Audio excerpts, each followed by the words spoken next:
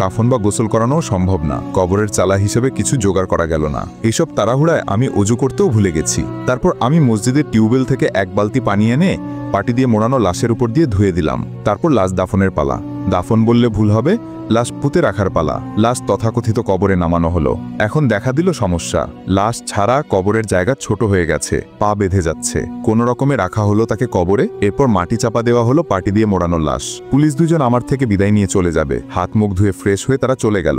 আমিও ঘুমাতে গেলাম এবং সাথে সাথে ঘুম চলে এলো। কিছুক্ষণ ঘুমের পর একটা দুঃস্বপ্ন দেখি। মসজিদের বাইরে পাটি দিয়ে মোড়ানো লাশ, কবর খুঁড়া। উঠে দেখি রাত 2টোর কাছাকাছি। বাইরে এসে দেখি লাশ আগের জায়গায় আছে, কবরটাও খুঁড়ে রাখা। তখন আমার ভয় চক্রবৃদ্ধি হারে বাড়তে লাগলো। আমি লাশটা উঠালাম। লাশের ওজন যেন 10 গুণ বেড়ে গেছে। কষ্ট করে কবরে দিয়ে আবারও দাফন করলাম। ভয়ে আমার শরীর কাঁপছে। ঘুমানোর চেষ্টা করছি, ঘুম আসে না। চোখের সামনে ভাসছে দৃশ্যটা। চোখ বন্ধ করতেই চিকন কণ্ঠে ডাক শুনতে পেলাম,